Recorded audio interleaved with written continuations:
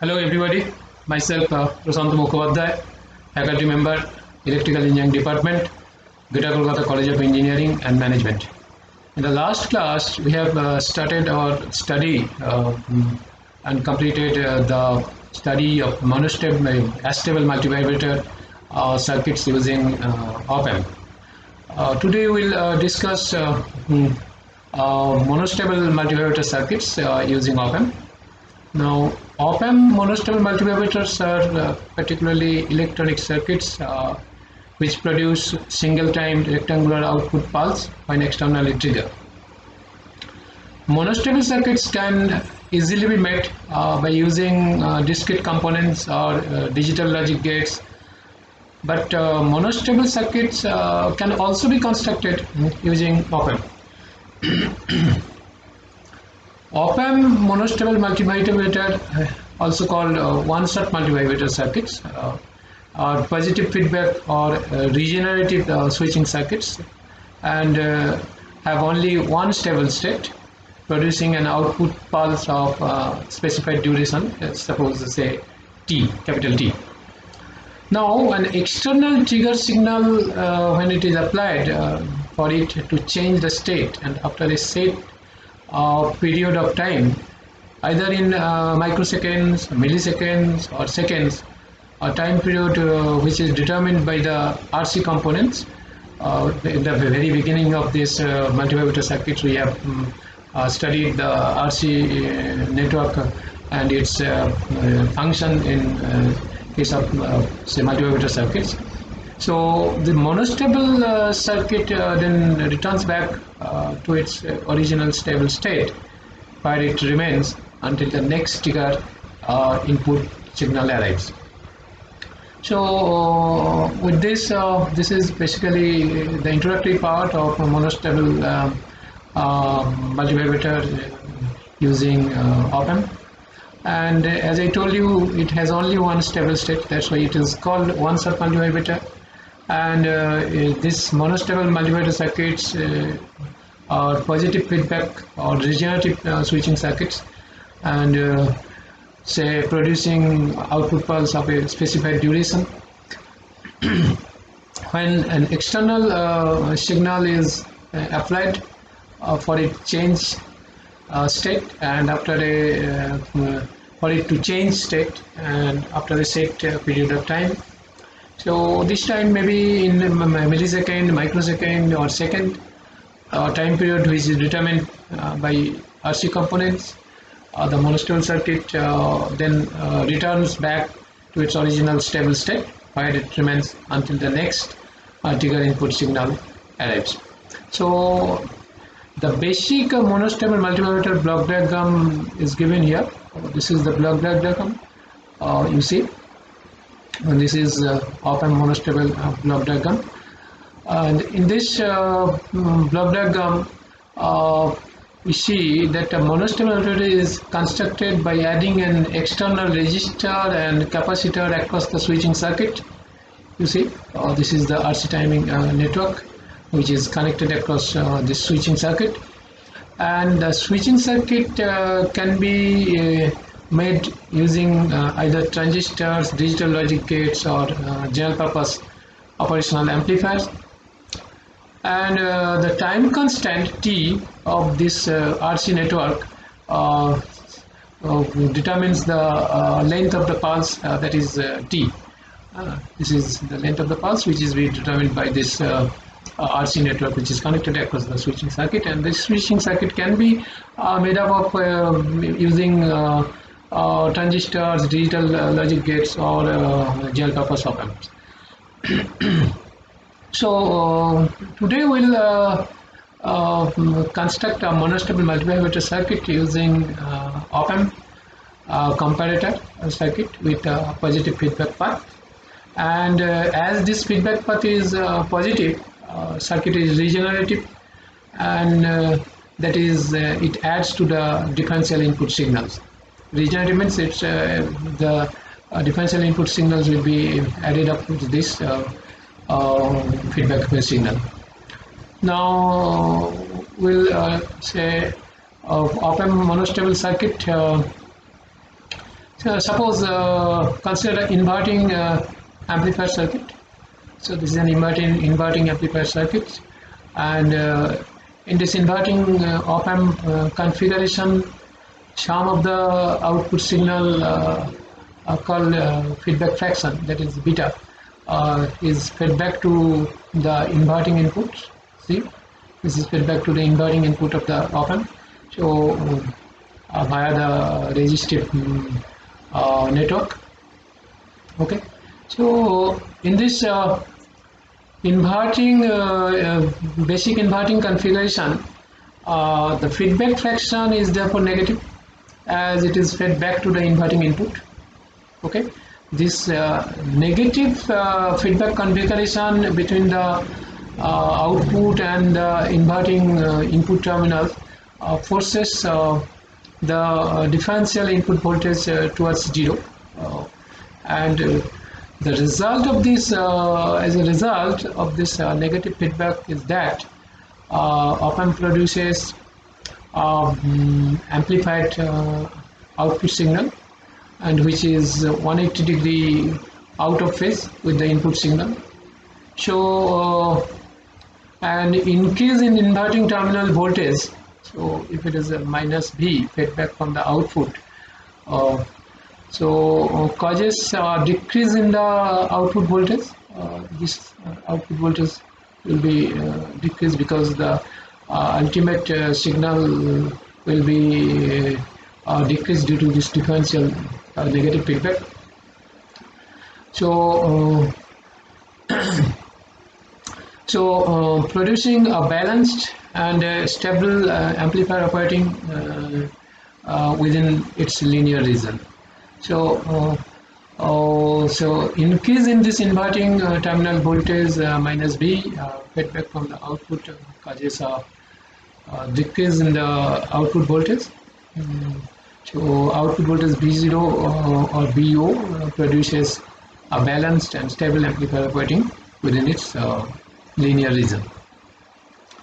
Now consider the same identical operational amplifier circuit in which the inverting and non-inverting inputs of the op-amp have been interchanged.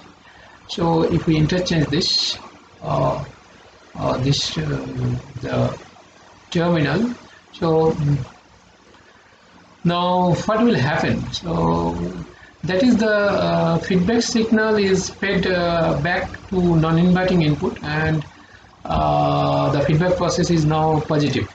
Okay, so when the feedback is given to the non-inverting input, the feedback is positive, and now producing a basic op-amp comparator circuit with built-in hysteresis. So the op-amp monostable multivibrator circuit is constructed around an operational amplifier configured as a closed loop Schmitt trigger circuit, and that uses a positive feedback provided by the resistors R1 and R2 to generate the required hysteresis. And the use of positive feedback means that the feedback is regenerative and provides the required state dependence, which in effect changes the op-amp into a bistable memory device. Okay, this is very important. So when we if we this non-inverting amplifier, then this same identical amplifier in which the inverting and non-inverting inputs of the op-amp have been interchanged. That means the feedback signal, not like before in the say inverting terminals, so it is fed back in the non-inverting input, and in that case instead of producing differential say input signals, it will produce it will be regenerative, and the feedback process is now positive and producing basic op-amp comparator circuit with the built-in hysteresis. And this op-amp monostable multivibrator circuit is constructed around an op-amp configured as a closed loop Schmitt trigger circuit, and that uses positive feedback provided by registers R1 and R2. Yeah, it is shown R1 and R2 here. So to generate the required hysteresis, and use of positive feedback means that the feedback is regenerative and provides the required state dependence, which in effect changes the op amp into a bistable memory device. So now consider the basic op amp voltage comparator circuit. So this is op amp's Schmitt comparator. So you see the feedback is given to the non-inverting terminal. Okay, so this is the voltage divider, circuit. Now a resistive network is connected between the op amp's output and non-inverting input. See, this is connected between output and this non-inverting input, and when this output V output is saturated, this is V output, this is saturated value positive, this is negative, and the fraction of this is given to a non-inverting but minus B step, and this is inverting non-inverting, and this is inverting. So say resistive this resistive network is connected between op amp output and non-inverting input. When this output voltage V output is saturated towards the positive supply rail, say plus VCC, a positive voltage with respect to ground is applied to the op amp non-inverting inputs. Likewise, when V output is saturated towards the negative supply rail, that is minus V negative, VCC, negative voltage with respect to ground is applied to the op amp's non-inverting inputs. Okay, so this is shown here.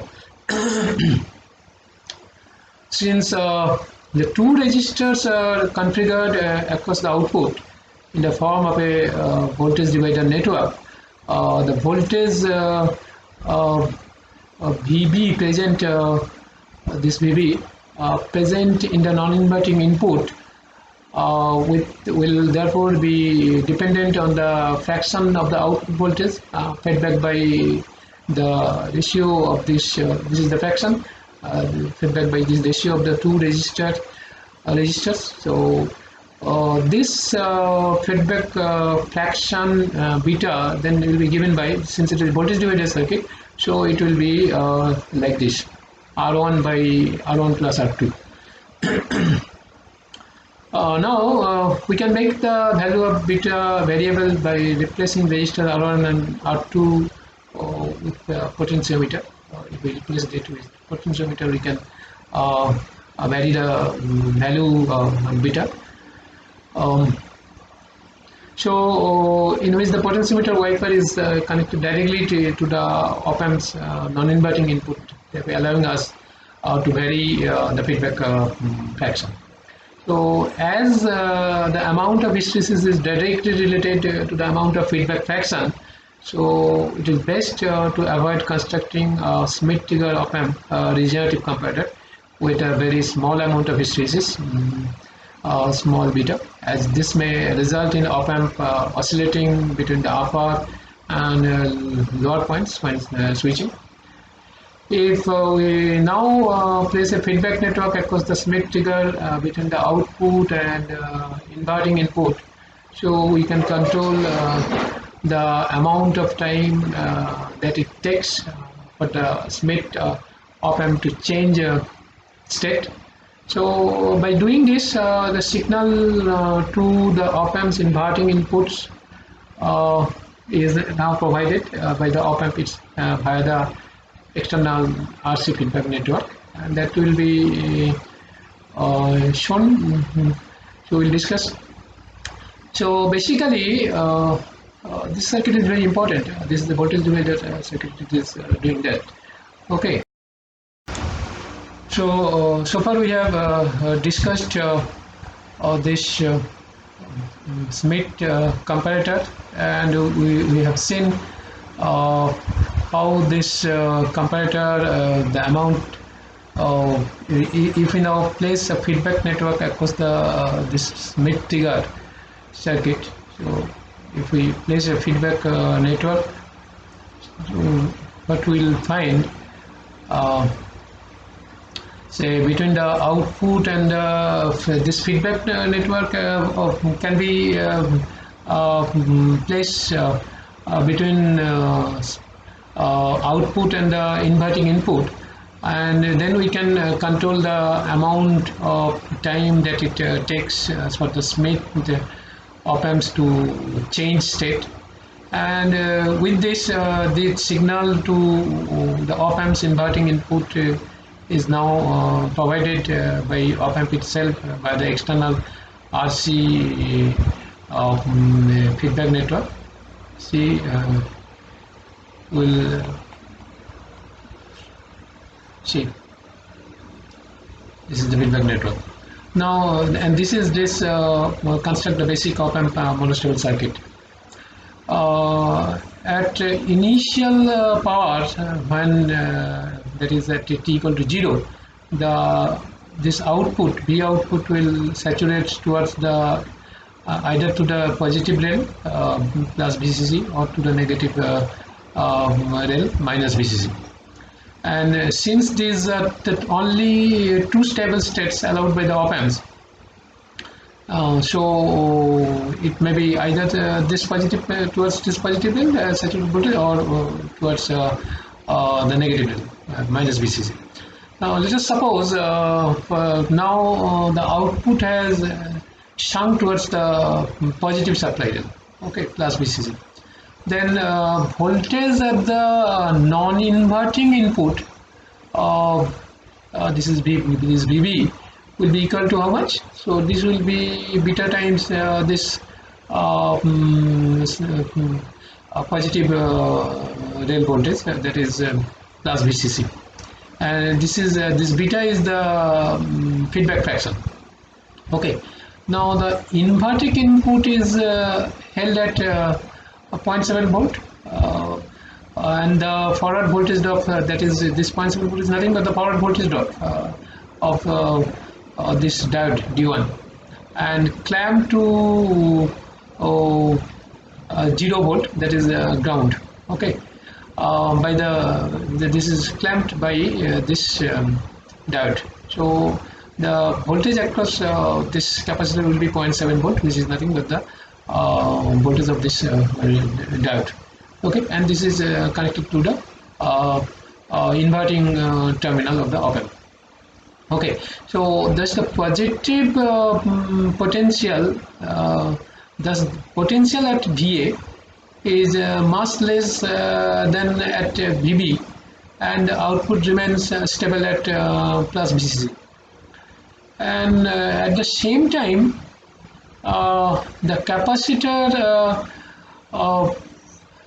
charges up to this 0.7 volt potential, and is held there by the forward biased voltage drop of the diode. Okay. Now, if we were to apply a negative pulse to the non-inverting input of 0.7 volt, this is the non-inverting input. Okay. So 0.7 volt voltage at that at VA here now becomes greater than the voltage at VB. Okay, since VB is now negative, this is the output of the Smith configured op amp switches state and saturated toward the negative supply rail minus VCC. So the result is that the potential at VB is now equal to minus beta times VCC, beta time minus VCC. Okay, so there is a negative rail voltage. Okay, The temporary metastable state causes the capacitor to charge up exponentially in the opposite direction through the feedback resistor R. Okay, this is the feedback resistor. Okay, so this feedback resistor R. So from point plus 0.7 volts down to the saturated output, which it has just switched to minus VCC. Now diode D1, this diode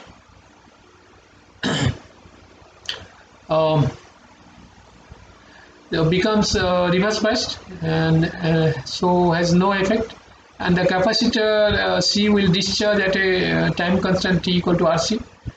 So as soon as the capacitor voltage at VA reaches the same potential as VB, that is beta times of minus VCC, the op-amp switches back to its original permanent stable state, with the output saturated once again at plus VCC.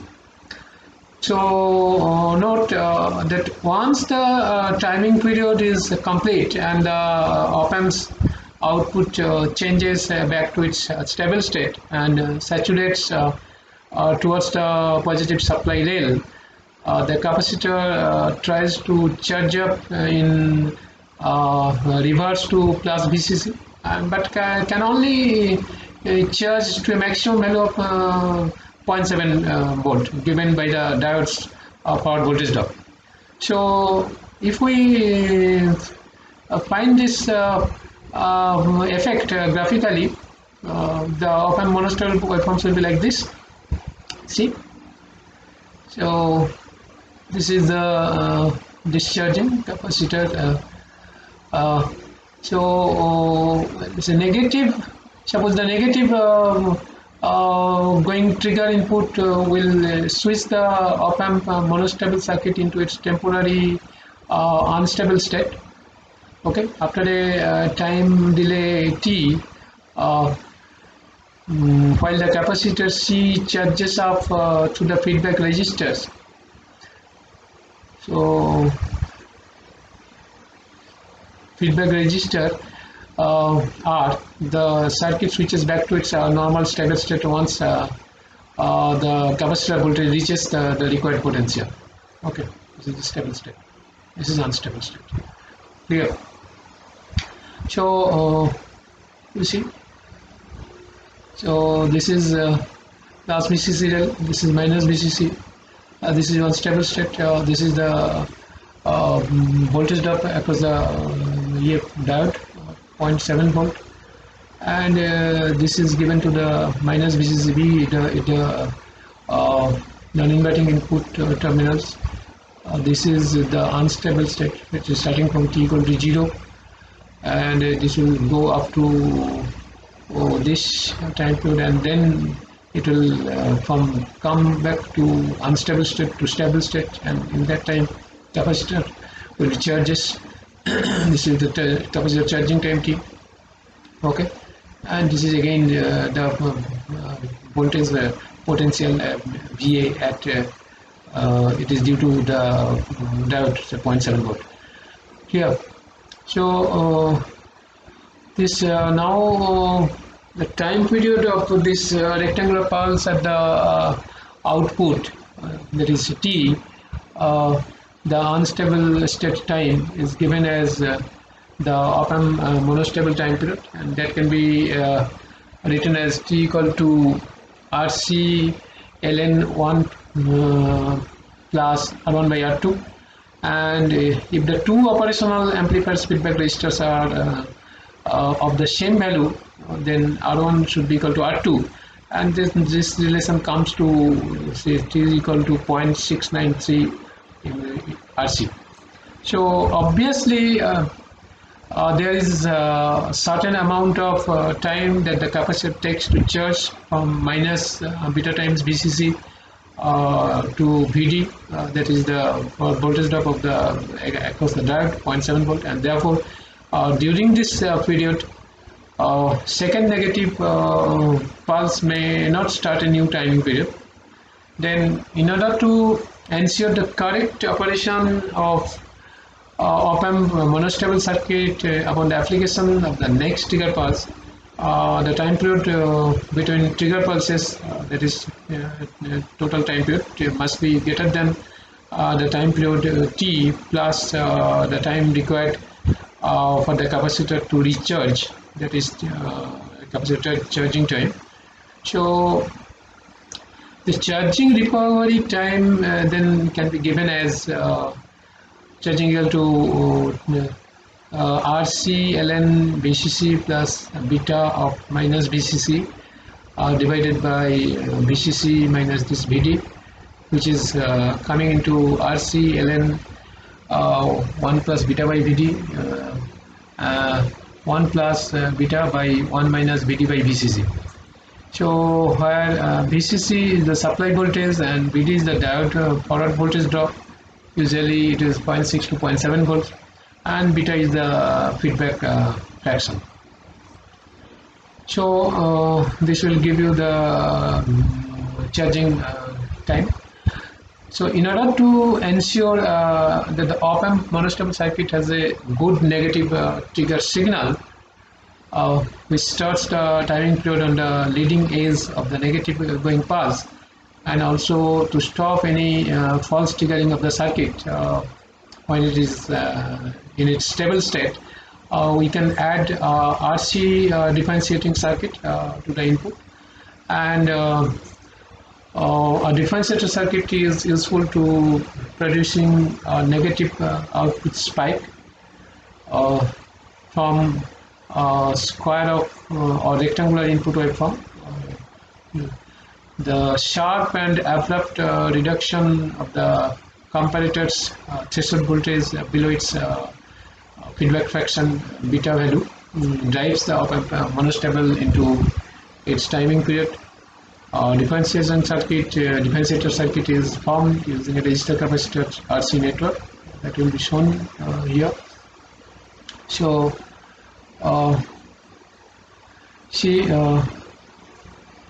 this is the RC differentiator circuit, okay, and basic differentiator circuit uses another resistor capacitor RC network whose output voltage is derivative of the input voltage. This is the output with respect to time, and when the input voltage changes from 0 to minus VCC, the capacitor begins to charge exponentially, and since the capacitor voltage VC is initially 0, the differentiator output voltage suddenly jumps from 0 to minus VCC and produce a negative spike, and then decays exponentially as the capacitor charges up. Generally, for a RC differentiator circuit, the peak value of the negative spike is approximately equal to the magnitude of the trigger waveform. Also, as a general rule of thumb for an RC differentiator circuit to produce good sharp narrow spikes, time constant T should be at least 10 times smaller than the input pulse width.